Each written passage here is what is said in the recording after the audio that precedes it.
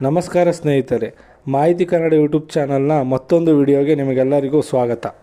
ಇಂದು ನಾವು ಚರ್ಚೆ ಮಾಡೋದು ಭಾರತದಲ್ಲಿ ದೊಡ್ಡ ಬದಲಾವಣೆಗೆ ಕಾರಣವಾಗಬಹುದಾದ ಒಂದು ಮಹತ್ವದ ಬಿಲ್ ಬಗ್ಗೆ. ಜನ ವಿಶ್ವಾಸ್ ಬಿಲ್ 2026. ಸಣ್ಣ ತಪ್ಪುಗಳಿಗೆ ಜೈಲು ಶಿಕ್ಷೆ ಬೇಕಾ ಅಥವಾ ದಂಡ ಮತ್ತು ಎಚ್ಚರಿಕೆ ಸಾಕಾ? ಈ ಪ್ರಶ್ನೆಗೆ ಉತ್ತರ ಕೊಡುವುದೇ ಈ ಬಿಲ್. ಈಗ ಭಾರತದಲ್ಲಿ ಹಲವಾರು ಕಾನೂನುಗಳಲ್ಲಿ ಸಣ್ಣ ತಪ್ಪುಗಳಿಗೂ ಕೂಡ ಕ್ರಿಮಿನಲ್ ಕೇಸ್ ಹಾಕಲಾಗುತ್ತದೆ. ಉದಾಹರಣೆಗೆ ಫೈಲಿಂಗ್ ತಪ್ಪು, ಸಣ್ಣ ಪ್ರೊಸೀಜರ್ ಮಿಸ್, ಟೆಕ್ನಿಕಲ್ ಲೋಪ ಇವುಗಳಿಗೆ ಸಹ ಕೆಲವೊಮ್ಮೆ ಜೈಲು ಶಿಕ್ಷೆ ಸಾಧ್ಯ.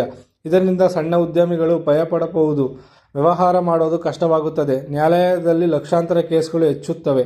ಈ ಸಮಸ್ಯೆ ಪರಿಹರಿಸಲು ಸರ್ಕಾರ ಜನವಿಶ್ವಾಸ್ ಬಿಲ್ 2026 ತಂದಿದೆ. ಈ ಬಿಲ್ನ ಮುಖ್ಯ ಉದ್ದೇಶ ಟ್ರಸ್ಟ್ ಬೇಸ್ಡ್ ಗವರ್ನೆನ್ಸ್, ಅಂದರೆ ವಿಶ್ವಾಸದ ಮೇಲೆ ಆಡಳಿತ.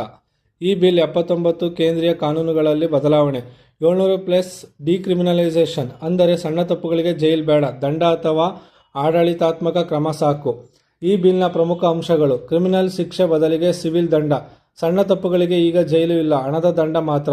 ಮೊದಲ ಬಾರಿ ತಪ್ಪಿಗೆ ಎಚ್ಚರಿಕೆ, ವಾರ್ನಿಂಗ್ ಅಡ್ವೈಸರಿ ನೋಟಿಸ್ ನೀಡಲಾಗುತ್ತದೆ. ಗ್ರೇಡೆಡ್ ಪೆನಾಲ್ಟಿ ಸಿಸ್ಟಮ್, ತಪ್ಪಿನ ತೀವ್ರತೆ ಮೇಲೆ ದಂಡ ನಿಗದಿ. ಈ ಬಿಲ್ನ ಪರಿಣಾಮಗಳು: ಕೋರ್ಟ್ಗೆ ಲಾಭ, ಸಣ್ಣ ಕೇಸ್ಗಳು ಕಡಿಮೆಯಾಗುತ್ತದೆ, ದೊಡ್ಡ ಪ್ರಕರಣಗಳಿಗೆ ಹೆಚ್ಚು ಗಮನ, ಉದ್ಯಮಿಗಳಿಗೆ ಲಾಭ, ಜೈಲು ಭಯ ಕಡಿಮೆ, ವ್ಯವಹಾರ ಸುಲಭ, ಸರ್ಕಾರಕ್ಕೆ ಲಾಭ, ಆಡಳಿತ ವೇಗವಾಗುತ್ತದೆ, ರಿಸೋರ್ಸ್ ಉತ್ತಮವಾಗಿ ಬಳಸಬಹುದು.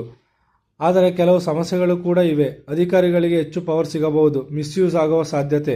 ಎಲ್ಲ ಕಾನೂನುಗಳಲ್ಲಿ ಒಂದೇ ರೀತಿ ಇಂಪ್ಲಿಮೆಂಟೇಷನ್ ಇಲ್ಲ, ದಂಡ ಮಾತ್ರ ಸಾಕಾ ಅನ್ನೋ ಪ್ರಶ್ನೆ. ಒಟ್ಟಿನಲ್ಲಿ ಜನವಿಶ್ವಾಸ್ ಬಿಲ್ ಒಂದು ದೊಡ್ಡ ಮತ್ತು ಅಗತ್ಯವಾದ ಬದಲಾವಣೆ. ಸಣ್ಣ ತಪ್ಪುಗಳಿಗೆ ಜೈಲು ಬೇಡ, ನ್ಯಾಯ ವ್ಯವಸ್ಥೆ ಸುಧಾರಣೆ, ವ್ಯವಹಾರ ಸುಲಭ. ಆದರೆ ಇದರ ಯಶಸ್ಸು ಡಿಪೆಂಡ್ ಆಗೋದು ಸರಿಯಾದ ಇಂಪ್ಲಿಮೆಂಟೇಷನ್ ಆದ ಮೇಲೆ. ನಿಮಗೆ ಈ ವಿಡಿಯೋ ಇಷ್ಟವಾದರೆ ಲೈಕ್ ಮಾಡಿ, ಶೇರ್ ಮಾಡಿ. ಇನ್ನೂ ಇಂತಹ ಮಾಹಿತಿಗಾಗಿ ಚಾನಲನ್ನು ಸಬ್ಸ್ಕ್ರೈಬ್ ಮಾಡಿ. ಜೈ ಹಿಂದ್, ಜೈ ಕರ್ನಾಟಕ ಮಾತೆ.